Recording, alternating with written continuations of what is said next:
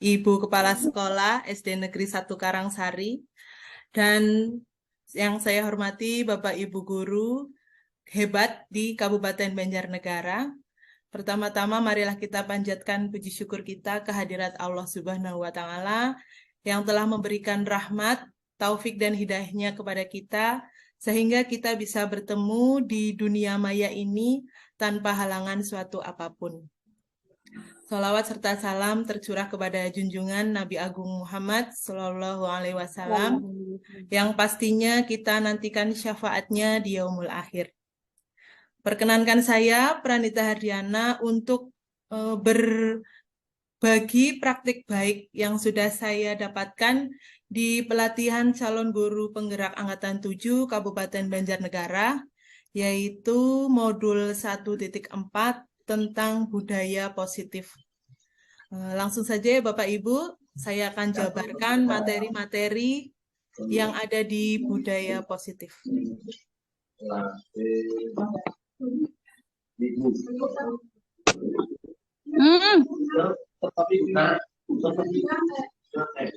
Bijinya akeh banget, gue rujak biasanya.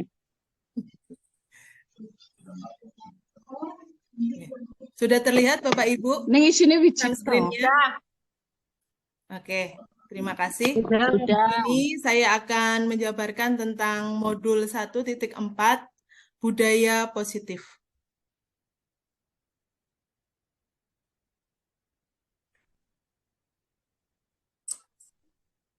Nah, di sini ada beberapa konsep utama dari modul budaya positif. Di antaranya, yang pertama yaitu perubahan paradigma baru, yang kedua disiplin positif, yang ketiga kebutuhan dasar manusia, yang keempat motivasi perilaku manusia, yang kelima posisi kontrol restitusi, yang keenam keyakinan kelas, dan yang ketujuh segitiga restitusi. Nah, di sini saya akan menjabarkan satu persatu. Yang pertama yaitu pembelajaran paradigma baru. Pembelajaran paradigma baru dilakukan melalui kegiatan pembelajaran di dalam kelas, yaitu intrakurikuler, dan di luar kelas yaitu kokurikuler dan ekstrakurikuler. Pembelajaran intrakurikuler dilaksanakan secara terdiferensiasi, sehingga peserta didik memiliki keleluasaan bagi guru untuk memilih perangkat ajar yang sesuai dengan kebutuhan dan karakteristik peserta didiknya. Pembelajaran kokurikuler berprinsip pembelajaran interdisipliner yang berorientasi pada pengembangan karakter dan kompetensi umum. Sedangkan untuk pembelajaran ekstrakurikuler dilaksanakan sesuai dengan minat murid dan sumber daya satuan pendidikan. Nah, di sini apakah itu pembelajaran berdiferensiasi? Pembelajaran berdiferensiasi adalah usaha untuk menyesuaikan proses pembelajaran di kelas untuk memenuhi kebutuhan belajar individu setiap murid. Nah, pembelajaran terdiferensiasi ini bukan berarti guru harus mengajar 32 cara yang berbeda untuk anak yang berjumlah 32 murid itu, tetapi berdiferensiasi itu adalah serangkaian keputusan masuk akal yang dibuat oleh guru yang berorientasi kepada kebutuhan murid yang terkait dengan tujuan pembelajaran, tanggapan atau respon guru terhadap kebutuhan belajar murid, lingkungan belajar yang mengundang murid untuk belajar, memanajemen kelas yang efektif, serta penilaian berkelanjutan. Seperti itu. Yang selanjutnya yaitu disiplin positif. Apakah itu disiplin positif? Disiplin positif merupakan suatu cara untuk menerapkan disiplin secara tanpa kekerasan atau ancaman, yang dalam prakteknya melibatkan komunikasi tentang perilaku yang efektif antara orang tua dan anak dan juga guru. Dalam penerapan disiplin positif ini, anak diajarkan untuk memahami konsekuensi dari perilaku mereka, Selain itu, disiplin positif juga mengajarkan anak tanggung jawab serta rasa hormat dalam berinteraksi dengan lingkungannya. Jadi, disiplin positif ini merupakan salah satu cara penerapan disiplin yang bertujuan untuk menumbuhkan kesadaran serta memberdayakan anak untuk melakukan sesuatu tanpa sogokan, tanpa ancaman maupun hukuman. Nah, disiplin positif membuat anak mengerti bahwa ketika ia merapikan kamar tidur contohnya, maka ia akan merasa nyaman, bukan karena dihukum oleh orang tuanya jika tidak melakukan, atau karena ingin mendapatkan pujian. Nah, contoh lain juga, kalau murid di sekolah tidak mengerjakan PR, nah nanti di rumah merasa takut sehingga mereka itu tidak berangkat sekolah. Nah, di sini disiplin positif itu sangat perlu bahwa PR itu merupakan kepentingan bagi mereka semuanya, seperti itu. Penerapan disiplin positif membutuhkan kesepakatan dan peraturan yang dijalankan dengan konsisten serta mengendalikan emosi yang baik. Selain itu, disiplin positif juga membutuhkan rutinitas dalam bentuk jadwal, kebiasaan baik yang ditumbuhkan, serta teladan-teladan dari guru dan orang tuanya. Hal-hal tersebut bisa dimulai sejak dini sehingga anak mendapatkan pengalaman positif yang dicontohkan oleh orang tua dan guru di sekolah. Seperti itu. Selanjutnya, yaitu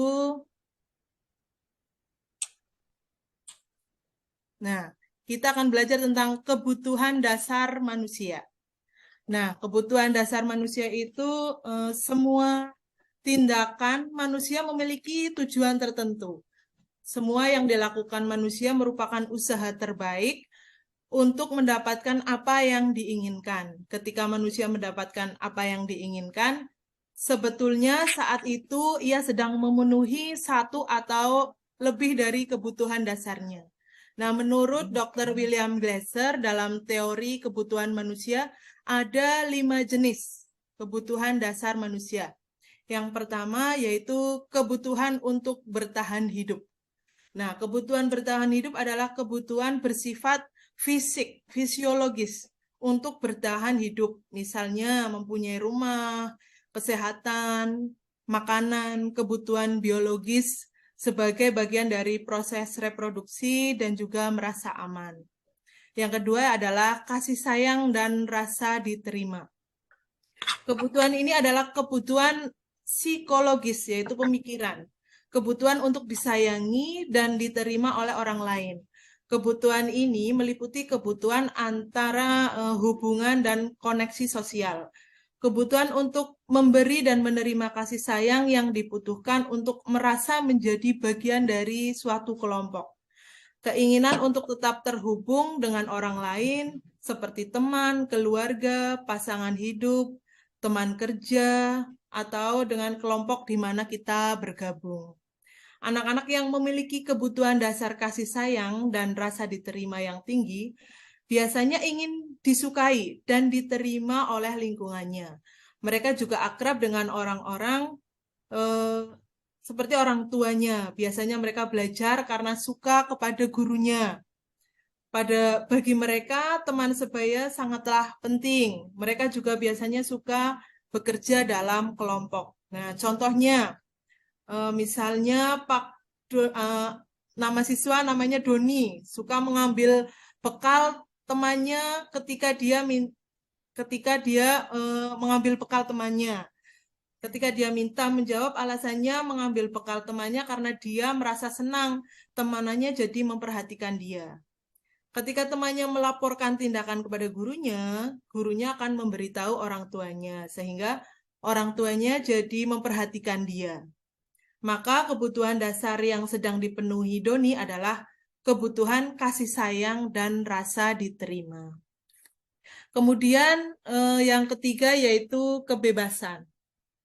Kebebasan adalah kebutuhan akan kemandirian, otonomi, memiliki pilihan dan mampu mengendalikan arah hidup seseorang. Nah, anak-anak dengan kebutuhan kebebasan yang tinggi menginginkan pilihan. Mereka perlu banyak bergerak, suka mencoba-coba, tidak selalu terpengaruh oleh orang lain dan senang mencoba hal-hal yang menarik. Dan yang keempat adalah kesenangan. Kebutuhan ini untuk mencari kesenangan seperti bermain, tertawa, dan membayangkan hidup tanpa kenikmatan apapun, betapa menyedihkannya kan kalau tidak ada rasa kesenangan. Nah, Glasser menghubungkan kebutuhan akan kesenangan dengan belajar. Semua hewan dengan tingkat intelijensi tinggi seperti anjing, lumba-lumba, primata pun mereka juga senang bermain. Nah, sama saja saat mereka bermain, mereka mempelajari keterampilan hidup yang penting. Nah, itu sama dengan manusia, ya, tidak ada bedanya. Anak-anak dengan kebutuhan dasar kesenangan yang tinggi biasanya ingin menikmati apa yang dilakukan. Mereka suka bermain dan suka mengoleksi barang, suka bergurau, suka melucu, dan juga menggemaskan. Nah, seperti itu. Selanjutnya yang terakhir yaitu penguasaan atau power. Kebutuhan seseorang dengan kekuatan untuk mencapai sesuatu, menjadi kompeten, menjadi terampil, sebentar, diakui oleh prestasi dan keterampilan kita, didengarkan dan memiliki rasa harga diri. Nah, dan keinginan untuk meninggalkan pengaruh. Anak-anak yang memiliki kebutuhan dasar akan penguasaan yang tinggi, ia akan menjadi pemimpin dan suka mengamati sebelum mencoba hal-hal baru, dan akan merasa kecewa jika melakukan sebuah kesalahan. Nah, contohnya, seorang siswa yang suka mengganggu temannya di kelas. Nah, ia merasa hebat karena temannya menjadi takut dengan dia dan menuruti keinginannya, maka anak ini sedang berusaha mendapatkan pengakuan dari temannya sebagai pemimpin. Nah, dia diakui karena kemampuannya. Nah, itu adalah contoh dari penguasaan. Selanjutnya, yaitu kita akan belajar tentang motivasi perilaku manusia. Nah, motivasi adalah dorongan yang diberikan seseorang terhadap orang lain dan menyebabkan orang yang diberi motivasi itu menjadi lebih semangat dan giat dalam bekerja serta merasa antusias mencapai hasil yang maksimal. Nah, menurut Sardiman 2011, fungsi motivasi itu ada 3, yaitu mendorong manusia untuk berbuat, menentukan arah tujuan yang hendaknya dicapai karena dilakukan dengan rencana yang sudah ditentukan, menyeleksi perbuatan, yaitu menentukan tindakan apa saja yang harus dilakukan yang relevan untuk mencapai ke tujuannya. Nah, ada 3 perilaku motivasi manusia. Nah, yang pertama yaitu untuk menghindari ketidaknyamanan atau hukuman. Nah, di sini adalah tingkat paling rendah dari motivasi perilaku manusia. Biasanya orang yang motivasi perilakunya untuk menghindari hukuman atau ketidaknyamanan akan bertanya, apa yang akan terjadi apabila saya tidak melakukannya? Nah, sebenarnya mereka sedang menghindari permasalahan yang mungkin muncul dan berpengaruh pada mereka secara fisik, psikologis maupun tidak terpenuhinya kebutuhan mereka bila mereka tidak melakukan tindakan tersebut. Nah, yang kedua, untuk mendapatkan imbalan atau penghargaan dari orang lain. Nah, satu tingkat lebih atas dari nomor 1, yaitu di sini orang berperilaku untuk mendapatkan imbalan. Orang dengan motivasi ini akan bertanya, apa yang akan saya dapatkan apabila saya melakukannya? Mereka melakukan sebuah tindakan untuk mendapatkan pujian dari orang lain yang menurut mereka penting dan mereka letaknya dalam dunia berkualitas mereka. Mereka juga melakukan sesuatu untuk mendapatkan hadiah atau imbalan seperti itu. Dan yang ketiga yaitu untuk menjadi orang yang mereka inginkan dan menjadi diri sendiri dengan nilai-nilai yang mereka percayai. Nah, dengan orang dengan motivasi ini akan bertanya, akan menjadi orang seperti apa bila saya melakukannya. Mereka melakukan sesuatu karena nilai-nilai yang mereka yakini dan hargai. Mereka melakukan karena mereka ingin menjadi orang yang melakukan nilai-nilai yang mereka yakini tersebut. Ini adalah motivasi yang membuat seseorang memiliki disiplin positif karena motivasi berperilakunya bersifat internal, yaitu bukan eksternal ya, tetapi internal. Nah, selanjutnya kita akan belajar tentang posisi kontrol yang biasanya kita bisa lakukan kepada anak didik kita di sekolahan. Nah, melalui serangkaian riset dan berstandar pada teori kontrol, William Blazer Gosen berkesimpulan ada 5 posisi kontrol yang diterapkan seorang guru, orang tua, atau atasan. Kelima posisi kontrol tersebut adalah yang pertama penghukum, yang kedua pembuat orang merasa bersalah, yang ketiga teman, yang keempat monitor atau pemantau, yang kelima adalah manajer. Nah, kita akan bahas satu persatu tentang posisi kontrol tersebut. Yang pertama yaitu posisi kontrol penghukum. Seorang penghukum bisa menggunakan kekuatan fisik ya berupa verbal. Orang-orang yang menjalankan posisi kontrol ini senantiasa mengatakan bahwa sekolah itu memerlukan sistem atau alat yang dapat lebih menekankan murid. Nah, guru-guru yang dengan penerapan posisi penghukum ini biasanya akan bertanya, patuhilah aturan saya atau awas. Nah, kamu selalu saja berbuat salah. Pasti selalu yang terakhir selesai. Nah, guru seperti ini senantiasa percaya hanya dia adalah contoh keberhasilannya itu ada di cara dia, seperti itu. Berikut ini adalah contoh dari posisi kontrol penghukum. Mari kita simak bersama-sama.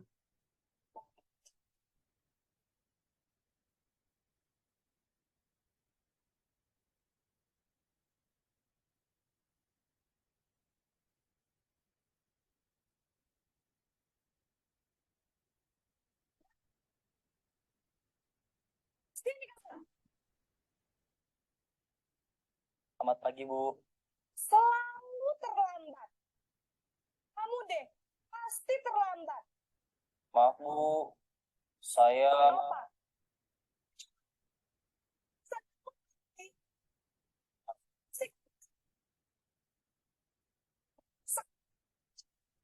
saya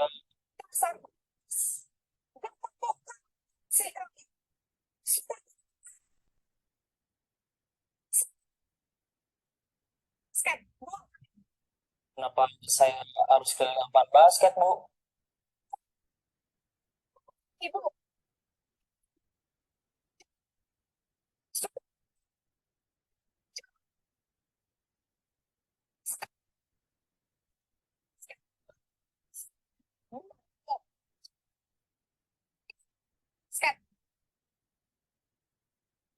Nah, di posisi kontrol penghukum ini, guru biasanya menghardik, menunjuk-nunjuk, berkacak pinggang, dan membentak. Nah, hukuman biasanya berbentuk verbal atau fisik.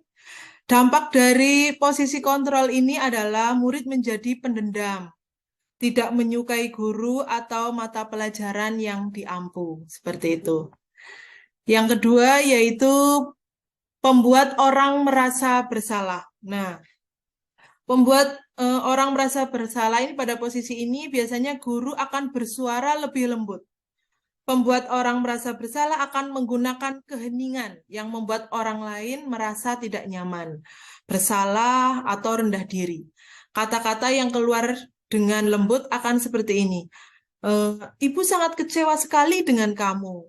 Berapa kali Bapak harus memberitahu kamu ya? Nah, gimana coba kalau orang tua kamu tahu kamu berbuat begini? Nah, di posisi ini murid akan memiliki penilaian yang buruk tentang diri mereka. Murid merasa tidak berharga dan telah mengecewakan orang-orang yang disayanginya.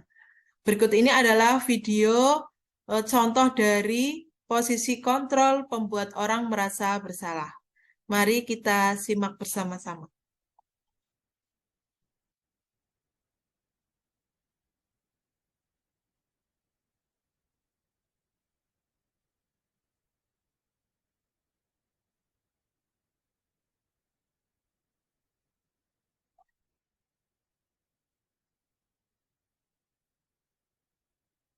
Selamat pagi, Bu. Benar. Benar. Bikin susah.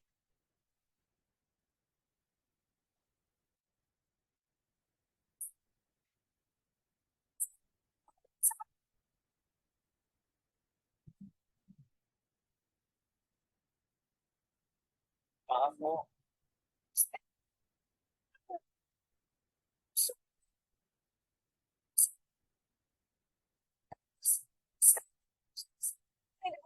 Saya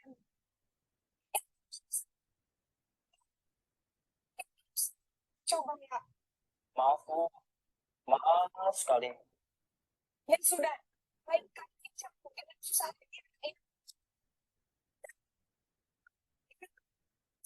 bisa jatuh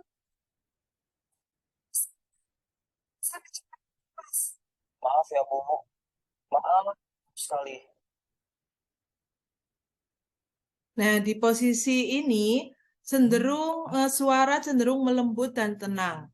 Namun kata-katanya itu menyalahkan murid. Nah, guru akan menyatakan hal-hal yang merasa kesalahan itu ada pada murid dengan membuat guru itu merasa menderita. Nah, dampaknya membuat murid merasa bersalah, yaitu identitas akan gagal, rendah diri dan menarik dari diri lingkungannya. Seperti itu posisi kontrol teman. Nah, di sini guru pada posisi ini tidak akan menyakiti murid, namun akan tetap berupaya mengkontrol murid melalui persuasi. Nah, posisi teman pada guru bisa negatif ataupun positif. Positif di sini berupa hubungan baik yang terjalin antara guru dan murid. Guru di posisi teman menggunakan hubungan baik dan humor untuk mempengaruhi seseorang. Nah, mereka akan berkata, "Ayo bantulah demi ibu ya," gitu. "Ayo ingat tidak bantuan Bapak selama ini. Ya sudahlah, lain kali tidak apa-apa, nanti ibu bantu bereskan." Nah, hal-hal negatif dari posisi teman adalah bila suatu saat guru tersebut tidak membantu mereka, murid akan kecewa dan berkata, "Saya pikir ibu itu teman saya." Nah, mereka juga merasa kecewa dan tidak mau lagi berusaha. Lain yang mungkin timbul adalah murid hanya akan bertindak untuk guru tertentu dan tidak untuk guru yang lainnya. Murid akan tergantung pada guru tersebut. Nah, contoh dari video posisi kontrol teman yaitu eh, kita simak bersama-sama.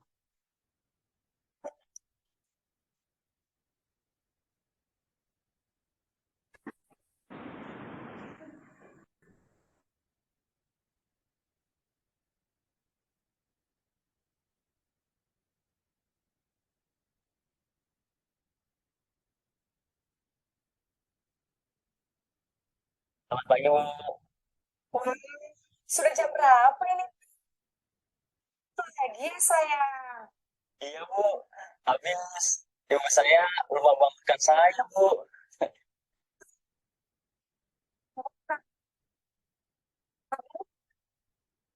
Jam Iya, Bu. Saya memang terlambat bangun tadi. Jadi, biarpun saya lari kencang, tetap gak kekejar, Bu. ya sudah sana. Nanti lain kali larinya lebih kenceng lagi ya. Biar gak terlambat lagi. Bikin senang ibu. Demi ibu. Bisa kan? Bisa lah, Bu. Ya sudah sana masuk kelas. Ibu beresin urusan absen kamu. Kamu ini ada ada-ada saja. Nah, di posisi kontrol teman ini, suara guru akan terlihat ramah, cenderung bersenda gurau untuk menghangatkan suasana. Nah, identitasnya sudah mulai muncul sukses. Dampak dari murid itu yaitu murid akan bergantung pada satu orang, yaitu faktor keberuntungan. Terus murid tidak mandiri dan tidak bisa berpikir untuk diri sendiri. Seperti itu. Selanjutnya yaitu posisi kontrol monitor atau pemantau. Nah, di sini posisi kontrol pemantau, bentar. Ada-ada saja. Nah, monitor berarti itu mengawasi. Nah, pada saat kita mengawasi, kita bertanggung jawab atas perilaku orang-orang yang kita awasi. Posisi pemantau berdasarkan pada peraturan-peraturan atau konsekuensi. Dengan menggunakan sanksi atau konsekuensi, kita dapat memisahkan hubungan pribadi kita dengan murid. Sebagai seorang yang menjalankan posisi pemantau, pertanyaan yang diajukan oleh seorang guru pemantau yaitu, peraturannya apa? Apa yang telah kamu lakukan? Sanksi atau konsekuensinya apa? Nah, seorang pemantau sangat mengandalkan perhitungan, kemudian catatan. Nah, dapat digunakan sebagai bukti atau perilaku seseorang. Nah, berikut ini adalah contoh dari video posisi kontrol monitor. Kita simak bersama-sama.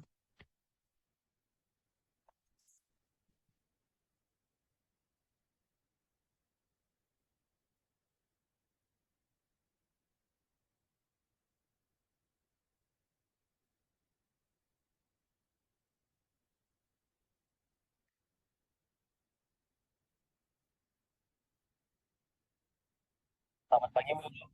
Nah, Ren, apa peraturan sekolah kita tentang jam berapa kita harus masuk sekolah, nak? Kita harus di sekolah jam 7, Bu. Iya, betul. Sekarang sudah jam 7.20. Nah, Ren sudah tahu konsekuensinya jika terlambat hadir. Paham, Bu? Saya harus tinggal kelas pas jam istirahat selama 20 menit. Iya, benar. Konsekuensinya demikian. Jadi nanti jam 9.30, pas istirahat, kamu harus tinggal di kelas, kerjakan tugas tambahan untuk ketertinggalan kamu, ya? Baik, Bu. Nah, di posisi pemantau ini, guru senantiasa memantau ya saat posisi memberi sanksi maupun maka guru pun akan selalu mengawasi. Nah, seorang pemantau akan bersuara datar, tidak emosional, tidak bersenda gurau atau menggunakan suara tinggi. Nah, di sini tercipta identitas diri posisi positif atau berhasil. Nah, dampaknya untuk murid yaitu murid akan menghitung konsekuensi dan hadiah tanpa memahami sepenuhnya nilai kebajikan yang dituju. Jadi anak itu akan menghitung, saya punya kesalahan berapa ya, saya sudah mendapatkan poin berapa ya, seperti itu. Selanjutnya, yaitu posisi yang paling terakhir yaitu posisi manajer. Nah, posisi manajer adalah posisi mentor, di mana guru berbuat sesuatu bersama dengan murid, mempersilahkan murid untuk bertanggung jawab atas perilakunya, mendukung murid agar dapat menemukan solusi atas permasalahannya sendiri.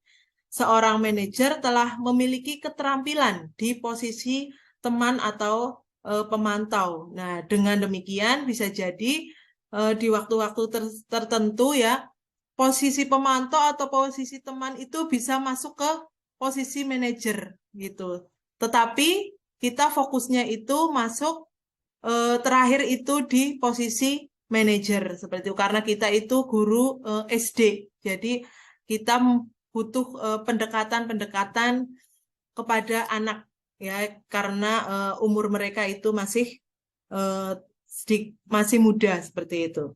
Nah, pertanyaan-pertanyaan yang biasa dilakukan di posisi manajer yaitu apa yang kita yakini. Nah, apa kamu meyakininya? Jika kamu meyakininya, apakah kamu bersedia memperbaikinya? Nah, jika kamu memperbaiki ini, hal ini menunjukkan apa tentang dirimu? Apa rencana kamu untuk memperbaiki hal ini? Seperti itu. Selanjutnya, berikut ini adalah, nah, tadi sudah ini. Sekarang videonya, kita saksikan bersama-sama.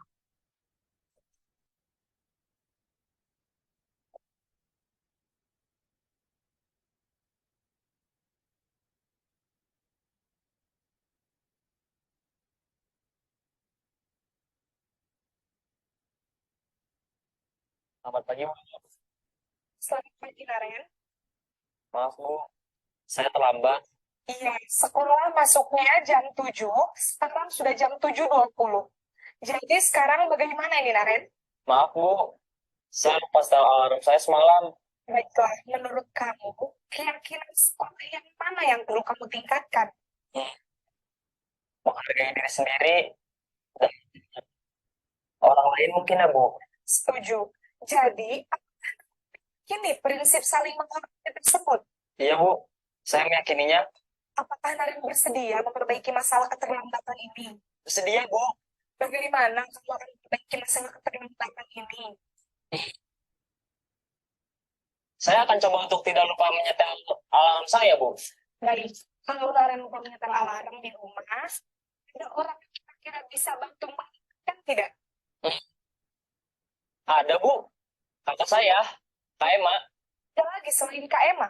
Selain Kak Emma, ada ibu saya. Baik, jadi yang mengingatkan Naren adalah Kak Emma dan ibu kamu ya. Kira-kira kamu mulai setel alarm kapan nih, Naren? Setelah pulang sekolah, akan segera saya lakukan. Baik, jadi Naren akan setel alarm untuk bangun besok pagi dan akan diingatkan oleh kakak dan ibunda Naren ya. Yang mungkin perlu dilakukan, Naren, agar tidak lagi. Tidak ada, Bu. Baik, Naren. Terima kasih untuk kerjasama kamu. Sekarang kamu perlu kembali ke kelas untuk belajar. Baik, Bu. Terima kasih.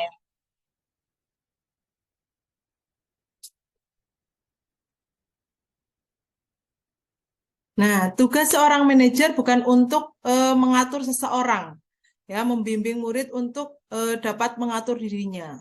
Seseorang bukanlah memisahkan murid dari kelompoknya, tetapi untuk mengembalikan murid tersebut ke kelompoknya yang lebih baik. Nah, di sini untuk suara dari guru tersebut, yaitu suara manajer itu bersifat netral, tidak emosian, tidak terlalu ramah, dan tidak terlalu bernada tinggi. Nah, di sini tercipta identitas positif atau berhasil.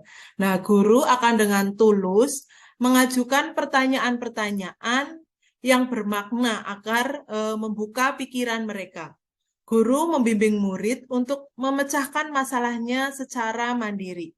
Nah, dampak dari murid tersebut yaitu murid akan mandiri. Nah, percaya diri dan dapat memecahkan masalah. Seperti itu.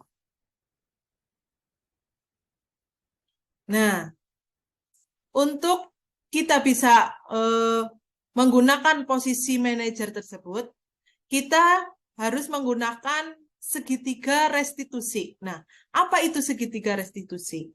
Adalah proses menciptakan kondisi bagi murid untuk memperbaiki kesalahan mereka, sehingga mereka bisa kembali kepada kelompok mereka dengan karakter yang lebih kuat.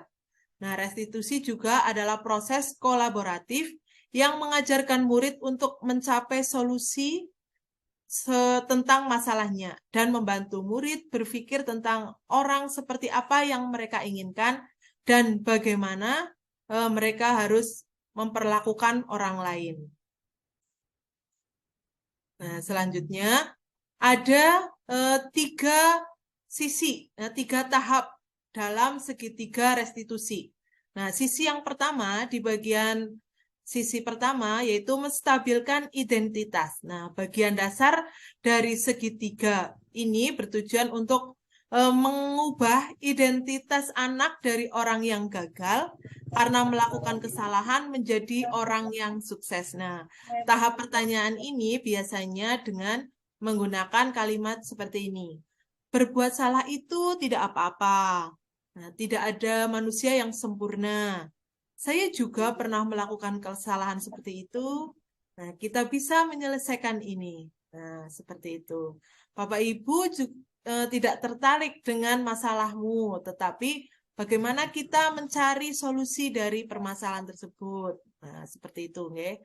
Yang kedua, sisi yang kedua setelah pertanyaan sisi yang pertama, kita akan ajukan lagi pertanyaan berikutnya, yaitu sisi 2, validasi tindakan yang salah.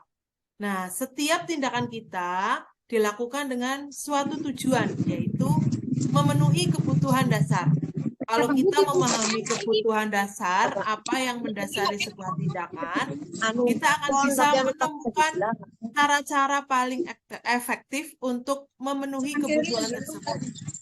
Nah, menurut teori kontrol, semua tindakan manusia, baik atau buruk, pasti memiliki maksud dan tujuan tertentu. Nah, pertanyaan-pertanyaan yang bisa digunakan di sisi kedua ini adalah yang pertama, padahal kamu bisa ya melakukan hal buruk daripada ini. Nah, kamu pasti punya alasan mengapa melakukan hal itu.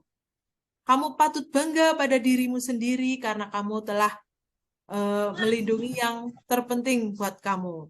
Kamu boleh mempertahankan sikap itu, tapi kamu harus menambahkan sifat baik yang baru, seperti itu. Selanjutnya yang ketiga, di sisi yang ketiga atau yang terakhir, yaitu menanyakan keyakinan. Nah, teori kontrol menyatakan bahwa kita pada dasarnya termotivasi secara internal. Ketika identitas sukses telah tercapai, yaitu langkah 1 atau sisi 1, dan tingkah laku yang salah telah divalidasi di sisi 2, maka anak akan siap untuk dihubungkan dengan nilai-nilai yang ada dia percaya dan berpindah menjadi orang yang dia inginkan. Nah, contoh pertanyaannya yaitu, apa yang kita percaya sebagai kelas atau keluarga? Apa nilai-nilai umum yang telah kita sepakati? Nah, apa bayangan kita tentang kelas yang ideal? Kamu mau jadi orang seperti apa? Nah, seperti itu. Nah, di sini saya sudah membuat skenario tentang segitiga restitusi dengan murid-murid saya. Nah, Bapak Ibu bisa melihat langkah-langkah menyelesaikan masalah dengan posisi kontrol manajer dengan penerapan segitiga restitusi.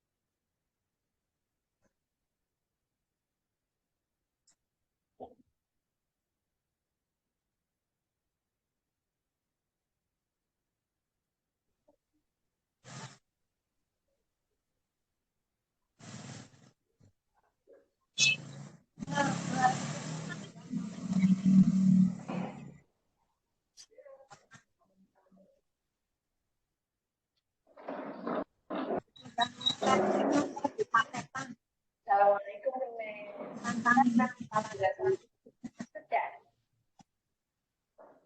Mati ya berarti ya.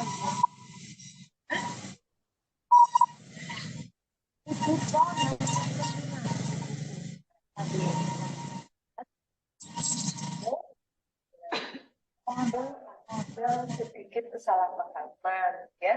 Kamu merebut bukunya Naila. Ya.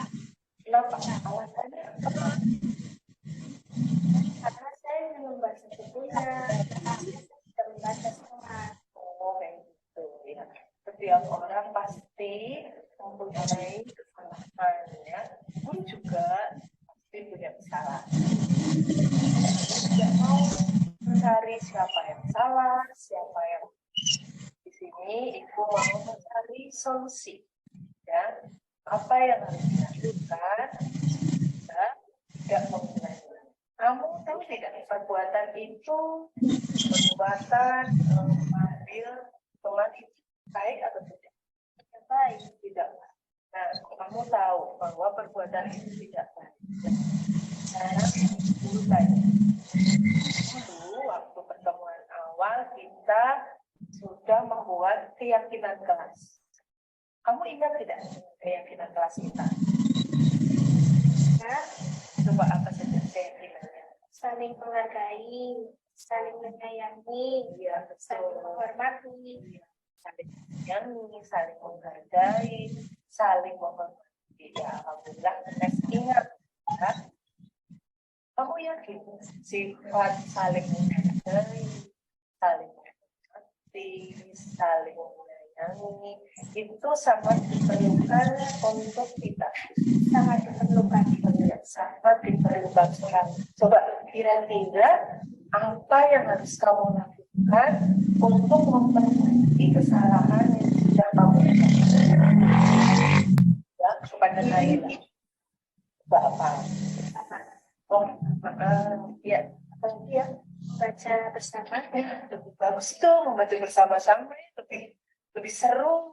Terus lagi Bergantian membaca. bergantian. Ya. Kamu mau memulai dari kapan dengan temanmu itu? Boleh. Nah, kamu pertama mau apa tuh? Sama ibu Naila. Kalian mungkin Naila terus dari saya. Oke, kamu mau minta maaf dulu sekali ya. Selanjutnya nanti kamu bisa bergantian membaca. Kamu membaca membuat mencari solusi yang terbaik buat kamu sendiri ya. Terima kasih ya Ines. Nah, semoga kamu akan selalu menjadi anak yang soleha, yang selalu pinter dan membanggakan kedua orang tua, ya. Dan kamu boleh ke kelas lain sekarang ya. Oke, terima kasih.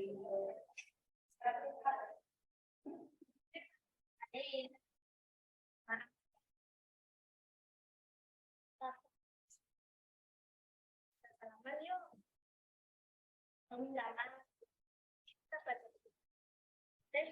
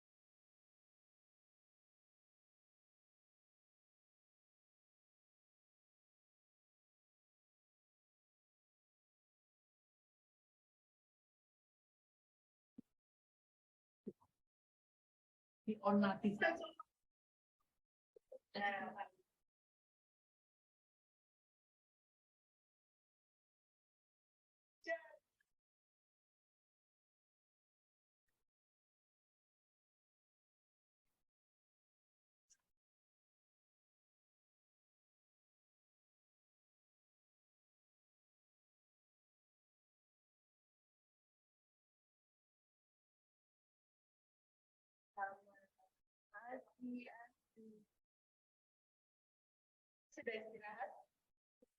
Nanti jajan apa?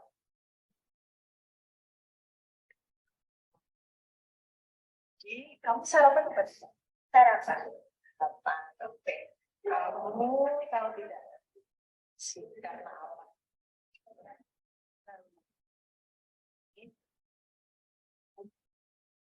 Ini karena di saat pelajaran itu mengantuk.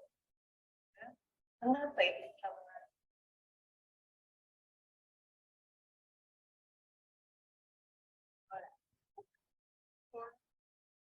Dengan siapa? Dengan siapa? Setiap manusia pasti punya kesalahan ya, ibu juga punya kesalahan. Ya, di sini ibu tidak mau siapa yang benar, siapa yang salah. Di sini ibu mau membantu mencari solusi supaya kamu tidak ya, tidak. Oh iya, kamu masih ingat tidak dengan keyakinan kita yang sudah dibuat di awal pertemuan? Ingat ya, coba apa keyakinan kelasnya? Saling menyayangi, Saling menyayangi, disiplin, disiplin, satu lagi apa lagi? saling menghargai. Saling menghargai, ya.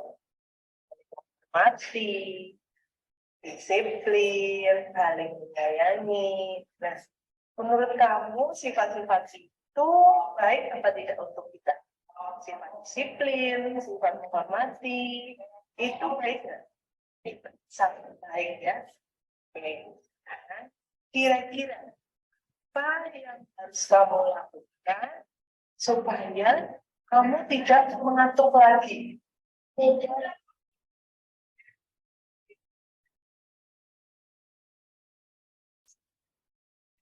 Terus, jika kamu suka bola, gimana caranya supaya bisa menonton bola, tetapi tidak tidur terlalu malam? Menelan.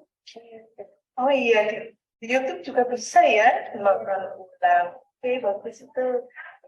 Bisa menonton pertandingan bola di YouTube. Ya, bisa di sore hari atau di siang hari. Oke. Guru mau tanya, kira-kira kamu akan melakukan kegiatan mulai nanti. Jadi kamu akan melaksanakan nanti jam 9 ya. Siapa yang bisa menasihati kamu untuk tidur jangan terlalu malam? Mungkin ibu ya, nanti kamu bilang ke ibu ya, jam 9 nanti saya disuruh untuk tidur ya Bu, gitu ya.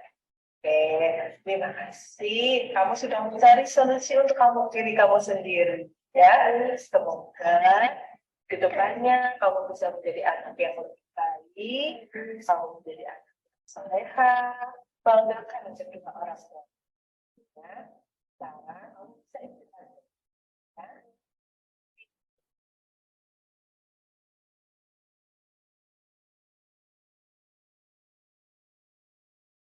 Nah, tadi yaitu tentang segitiga restitusi. Nah, yang terakhir kita akan bahas tentang keyakinan kelas. Nah, budaya positif hendaknya dilakukan mulai dari dalam kelas. Salah satu upaya untuk menciptakan budaya positif di kelas adalah dengan adanya keyakinan kelas. Nah, tadi di segitiga restitusi itu kita masuk ada keyakinan kelas. Nah, kita harus membuat keyakinan kelas dulu agar solusi dari semua permasalahan itu bisa teratasi seperti itu. Nah, menurut Gosen 1998, suatu keyakinan akan lebih memotivasi seseorang dari dalam atau memotivasi secara intrinsik. Nah, motivasi intrinsik merupakan suatu keinginan dari seorang individu untuk mengerjakan sesuatu di mana hal tersebut dikarenakan adanya faktor dorongan yang berasal dari dalam diri sendiri tanpa dipengaruhi dengan orang lain. Nah, sebagai hasrat guna meraih tujuan tertentu. Keyakinan kelas juga hendaknya berasal dari pemikiran atau ide-ide dari murid itu sendiri. Nah, supaya dalam menjalankan keyakinan kelas tersebut para siswa akan lebih efektif karena keyakinan-keyakinannya yang telah disepakati bersumber dari murid itu sendiri. Seperti itu. Nah, di sini kelas saya juga sudah membuat keyakinan kelas. Nah, berikut adalah video keyakinan kelas dari murid-murid saya. Sebentar.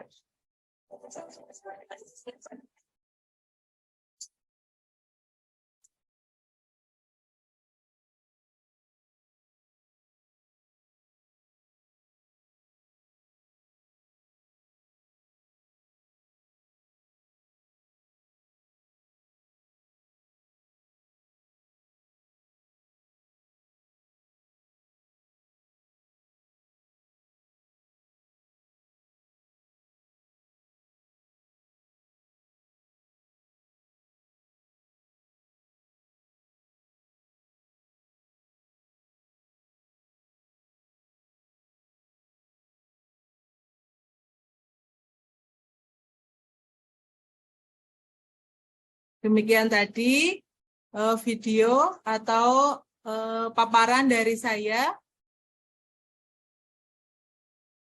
Monggo Bapak Ibu ada yang mau ditanyakan tentang video tadi? Silakan.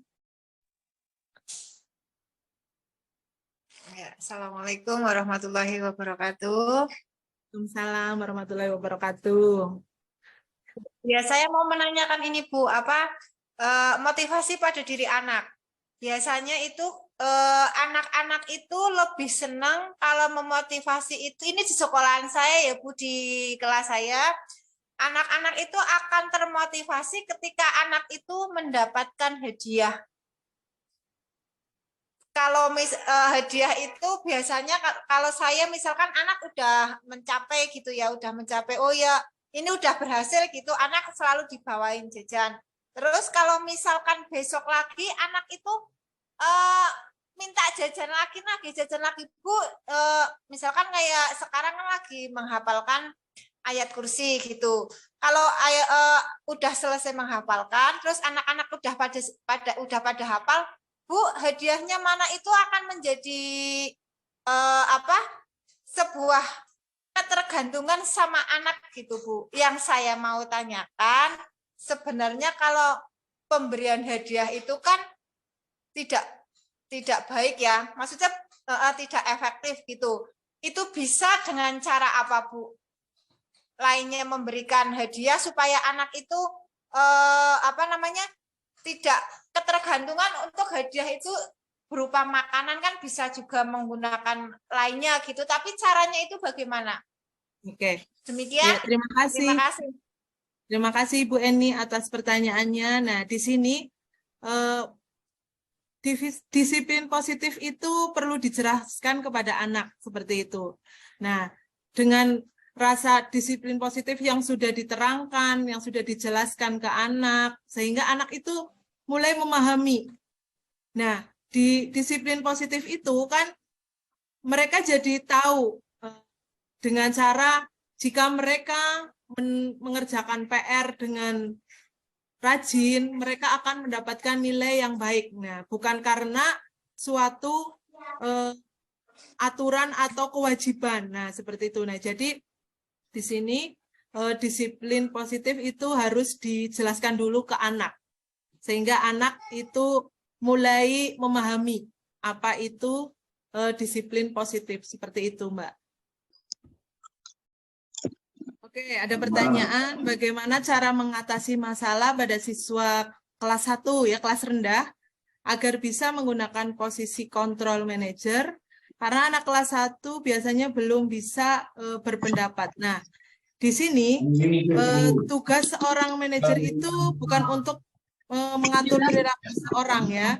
Jadi dalam penerapan praktek disiplin sehari-hari, kita bisa kembali untuk kelas 1 atau anak yang kelas rendah itu ke posisi teman atau pemantau. Nah, karena murid yang ditangani itu kan belum siap untuk diajak berdiskusi. Nah, atau diundang melalui restitusi. Namun, didasari tujuan akhir dari 5 posisi kontrol tersebut, orang guru adalah pencapaian posisi manajer, di mana di posisi inilah murid dapat mencapai pribadi yang mandiri. Jadi kita tidak apa-apa masuk ke posisi teman atau pemantau. Nah, anak-anak itu dipancing untuk mengeluarkan ide-ide mereka seperti itu, Bu Ari.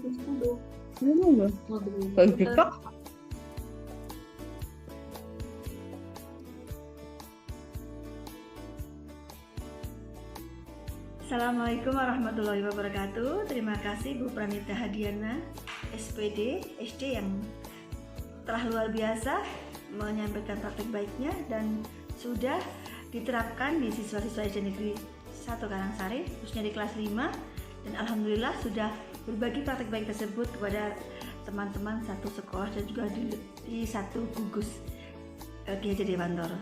Selamat dan sukses selalu. Salam bahagia. Wassalamualaikum warahmatullahi wabarakatuh.